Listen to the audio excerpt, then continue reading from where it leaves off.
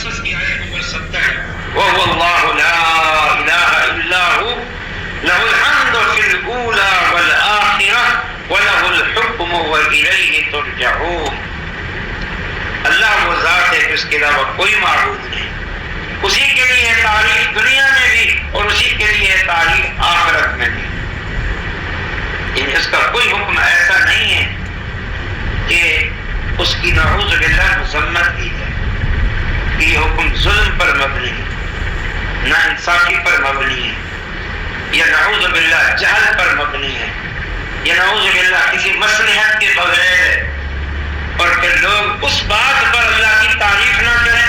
فرمایا ایسا نہیں، اسی کے لیے ہم دنیا میں دنیا کے سارے معاملات جو بھی اللہ کے ہیں وہ قابل تعریف ہیں، اور اسی کے لیے حمد آخرت میں آخرت کے بھی اس کے سارے فیصلے قابل تعریف ہوں گے۔ وَلَهُ الْحُكْمُ، اور اسی کے لیے ہے حکم، حکم اللہ کا ہے، یہ ہے الحکم۔ ایک اور مقام سورۃ یونس وَاتَّبِعْ مَا یُوحَىٰ إِلَيْكَ وَاصْبِرْ حَتَّىٰ يَحْكُمَ اللَّهُ وَهُوَ خَيْرُ الْحَاكِمِينَ۔ اے پیغمبر علیہ السلام، آپ اتباع کریں اس چیز کی جو آپ پر وحی کی جاتی ہے۔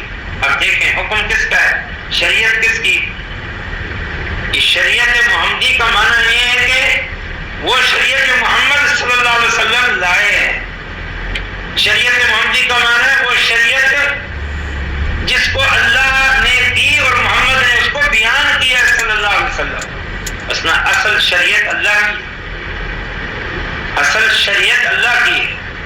محمد صلی اللہ علیہ وسلم بھی صرف اس شریعت کی تبلیغ، تفہیم، تبیین کے پابند ہے۔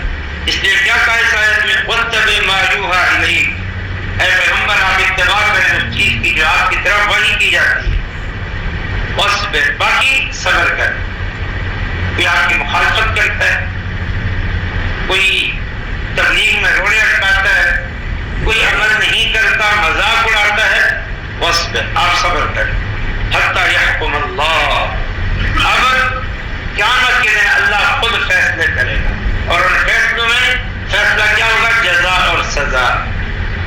کون جزا کا مستحق ہے، کون سزا کا مستحق؟ تو آپ دیکھیں دونوں اختیار اللہ کے ہیں۔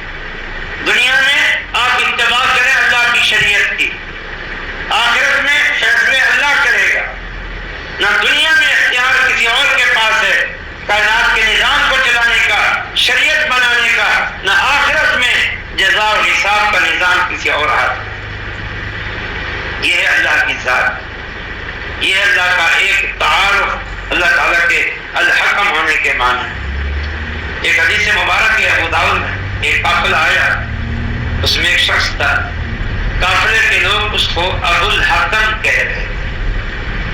حکم مانا وہی فیصلہ کرنے والا، ابو الحکم کا مطلب ہے بہت بڑا فیصلہ کرنے والا، اور یہ بڑا فیصلہ کرنے والا، اس کو ابو الحکم لوگ انہوں نے اس کی کنیت رکھی ہوئی۔ جیسے ابو جہل کو بھی لوگ پہلے ابو الحکم کہتے تھے کیونکہ وہ اپنی قوم کا سردار تھا، فیصلے کرتا تھا۔ تو ابو الحکم بہت بڑا فیصلہ کرنے والا۔ تو جو اس شخص کو، اس قافلے کو لوگ جو اس کی قوم کے افراد تھے ابو الحکم کہہ کے عزت اور احترام سے پکارتے تھے۔ تو نبی صلی اللہ علیہ وسلم نے فرمایا تمہارا نام ابو الحکم کیسے؟ تو اس نے کہا جی بات یہ ہے کہ لوگوں میں جب جھگڑا ہوتا ہے میرے پاس آتے ہیں تو میں فیصلہ کرتا ہوں، اکثر میرے اس فیصلے پہ لوگ راضی ہو جاتے ہیں، تو وہ میرے پاس ہی آتی ہیں کہ یہ صلح کرا دیتا ہے اور عدل و انصاف پر مبنی فیصلے کرتا ہے، جانبداری نہیں کرتا، ظلم و زیادتی نہیں کرتا۔ تو اب لوگوں نے میرا نام ہی ابو الحکم رکھ دیا، بہت بڑا فیصلہ کرنے والا۔ تو نبی صلی اللہ علیہ وسلم نے فرمایا تمہیں یاد ہونا چاہیے ان اللہ هو الحکم وإلیہ الحکم، اصل اور حقیقتاً حکم اللہ کی ذات، فیصلہ کرنے والا اللہ ہے اصل۔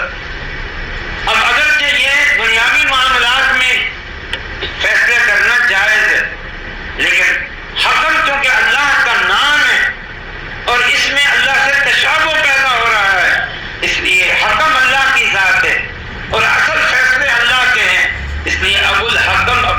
نیت نہ رکھو۔ پھر آپ نے پوچھا بتاؤ تمہارے بیٹے ہیں؟ اس نے کہا جی 3 بیٹوں کا نام دیا۔ جو بڑا بیٹا تھا پوچھا تمہارا بڑا بیٹا کون ہے؟ فرمایا اس کا نام شریح۔ فرمایا تمہارا نام ہے ابو شریح۔ آپ نے بنیاد ہی بدل دی۔ یہ غیرت توحید بھی۔ ایک مرتبہ صحابہ نے اللہ کے نبی صلی اللہ علیہ وسلم کو کہا السید سردار، الاطلاق سردار، جو کسی کا محتاج ہی نہ ہو، جو پاورفل ہو، اپنی بات منوا سکتا ہو، السید الاطلاق۔ اللہ کے نبی صلی اللہ علیہ وسلم نے فرمایا مجھے السید نہ کہو، الاطلاق السید اللہ کی ذات ہے۔ یہ توحید کی غیرت تھی اللہ کے نبی صلی اللہ علیہ وسلم۔ کسی نے کہہ دیا ماشاء اللہ وشئتا، جو اللہ چاہے جو آپ چاہیں، وہ اللہ اور رسول کی شراکت مشیت کو ایک جیسا مقام دے دیا، اور میں تم نے مجھے اللہ کا شریک بنا دیا۔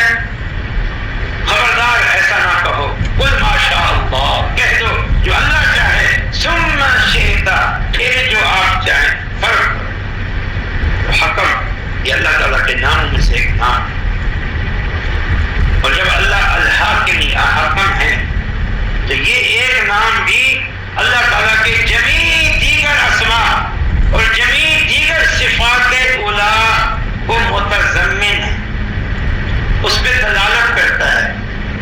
جو حکم ہے وہ سمیع ہے، بصیر ہے، علیم ہے، خبیر ہے، علیم بذات الصدور ہے، تدبیر کائنات کا اختیار اس کے پاس ہے، تبھی تو وہ حکم ہے۔ تو یہ حکم اللہ تعالیٰ کا نام بڑا عظیم تھا۔